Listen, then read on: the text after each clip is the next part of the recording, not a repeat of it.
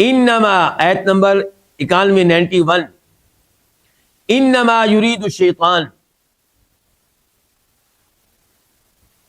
انما سوائے اس کے نہیں، یعنی کہ بات صرف وہی ہے جو آگے بیان کی جا رہی ہے، اس کے علاوہ کوئی بات نہیں ہے.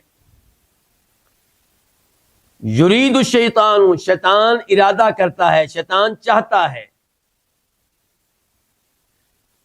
شیطان صرف اور صرف یہ چاہتا ہے کہ ان یوقع، ان یہ کہ یوقع وہ ڈال دے، واقع کر دے، بینکم تمہارے درمیان، العداوت عداوت دشمنی، والبغضاء اور بغض نفرت، فی الخمر فی سببیہ ہے، خمر کے ذریعے، شراب کے ذریعے، والمیسر اور جوے کے ذریعے، یہ کہ تمہارے درمیان عداوت اور بغض ڈال دے شراب کے ذریعے اور جوے کے ذریعے، وَيَصُدَّ اور وہ روک دے کم تمہیں، عن ذکر اللہ اللہ کے ذکر سے، وعن الصلاۃ اور نماز سے، فہل پس کیا، انتم تم، منتہون باز آنے والے ہو، رک جانے والے ہو.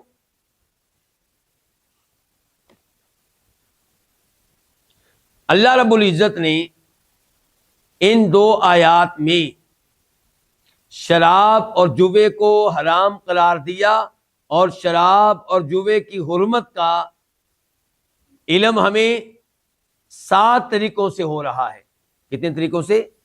7 طریقوں سے ہمیں پتہ چل رہا ہے ان 2 آیتوں میں کہ شراب اور جوا حرام ہے. نمبر 1، اللہ نے ان کو کیا قرار دیا؟ رجسن. یہ دونوں چیزیں کیا ہیں؟ گندی چیزیں ہیں، خبیث چیزیں ہیں. نمبر 2، اللہ نے کہا من عمل الشیطان، یہ شیطان کے عمل میں سے ہیں. شیطان ان 2 چیزوں کو خوشنما بنا کر پیش کرتا ہے، مزین کرتا ہے. تو جس چیز کو شیطان مزین کر کے پیش کرے وہ اچھی ہوگی کہ بری ہوگی؟ وہ بری ہوگی، وہ گناہ ہوگا. فاجتنبوہ، حکم دے دیا کہ ان 2 چیزوں سے اجتناب کرنا فرض ہے، ان سے دور رہنا فرض ہے. اس کا مطلب یہ ہے کہ ان کو لینا، ان کو اپنانا حرام ہے. نمبر 4، لعلکم تفلحون، تاکہ تم فلاح پاؤ. اس کا مطلب یہ ہے کہ شراب پینے میں فلاح سے محرومی ہے، کامیابی سے محرومی ہے. جوا کھیلنے میں فلاح سے محرومی ہے. نمبر 5، اللہ تعالی نے کہا کہ شیطان چاہتا ہے کہ ان یوقع، کہ وہ تمہارے درمیان دشمنی اور بغض ڈال دے شراب اور جوے کے ذریعے. اور اسلام یہ چاہتا ہے کہ مسلمانوں کے مابین محبت قائم ہو، نہ کہ دشمنیاں اور بغض اور نفرت قائم ہو. تو جس چیز سے نفرت پیدا ہو، دشمنی پیدا ہو، وہ حرام ہے. وَيَصُدَّكُمْ عَنْ ذِكْرِ اللَّهِ وَعَنِ الصَّلَاةِ، شیطان چاہتا ہے ان 2 چیزوں کے ذریعے تمہیں اللہ کے ذکر سے اور نماز سے روک دے. جو چیز نماز میں رکاوٹ بنے وہ کیا ہے؟ وہ حرام ہے. فَهَلْ أَنْتُمْ مُنْتَهُونَ، بس کیا تم بعد آ جانے والے ہو؟ یہ استفہامیہ انداز ہے، سوالیہ انداز ہے، اور مقصد اس سے حکم دینا ہے کہ بعد آ جاؤ، رک جاؤ. تو اس سے بھی پتہ چلا کہ شراب سے دور رہنا حرام ہے. تو یہ 7 یعنی کہ امور ہیں جن کے ذریعے واضح کیا گیا کہ شراب پینا حرام ہے اور جوا کھیلنا حرام ہے.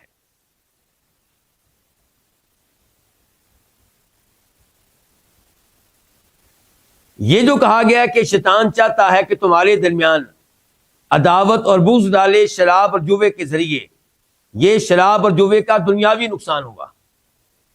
اور وہ شیطان چاہتا ہے تمہیں اللہ کے ذکر سے، نماز سے روکے، یہ شراب اور جوا کھیلنے کا دینی نقصان ہوگا، دینی نقصان ہوگا. اچھا، یہاں پہ ایک اور بات ہے، اس پہ غور کریں کہ شیطان تمہیں روکنا چاہتا ہے ان 2 چیزوں کے ذریعے. کس چیز سے؟ اللہ کے ذکر سے اور نماز سے. کیا نماز اللہ کا ذکر نہیں ہے؟ تو اس کا تذکرہ الگ سے کیوں کیا؟ نماز کی اہمیت کو واضح کرنے کے لیے کہ نماز اگرچہ ذکر ہے، واقعی الصلاۃ لذکری، لیکن تم اندازہ کر سکتے ہو کہ شراب کتنی خطرناک چیز ہے، جوا کتنی خطرناک چیز ہے، کہ ان دونوں کے ذریعے شیطان تمہیں اللہ کے ذکر سے روکنا چاہتا ہے، نماز سے روکنا چاہتا ہے، جبکہ نماز پڑھنا واجب ہے، نماز پڑھنا فرض ہے. تو جو چیز اس میں رکاوٹ بنے وہ کیسے حلال ہو سکتی ہے؟ اس کے قریب آپ کیوں جائیں گے؟ فَهَلْ أَنْتُمْ مُنْتَهُونَ، اس کے بارے میں بتا چکا ہوں کہ حل استفہامیہ انداز ہے، کیا انتم تم منتہون بعد آنے والے ہو، رک جانے والے ہو؟ تو یہ سوالیہ انداز ہے، اور مقصود اس سے حکم دینا ہے کہ بعد آ جاؤ، رک جاؤ، دور رہو۔ جب یہ الفاظ نازل ہوئے تو صحابہ کرام نے کہا انتہینا انتہینا، ہم رک گئے، اب ہم ان چیزوں کے قریب نہیں جائیں گے۔ اور پھر بخاری مسلم کی حدیث ہے، انس بن مالک کہتے ہیں کہ جب یہ اعلان کیا گیا کہ شراب حرام کر دی گئی ہے، تب میں اپنے والد ابو طلحہ کے گھر میں کئی صحابہ کرام کو شراب کے جام پلا رہا تھا، اور جب یہ حکم ہم نے سنا کہ شراب حرام کر دی گئی ہے تو مجھے ابو طلحہ نے حکم دیا کہ شراب کے مٹکے توڑ دو، شراب بہا دو۔ اور جو شراب پی رہے تھے انہوں نے یہ اعلان سننے کے بعد پھر ایک گھونٹ بھی شراب نہیں پی۔ یہ ہے اللہ کے حکم پہ عمل کرنا۔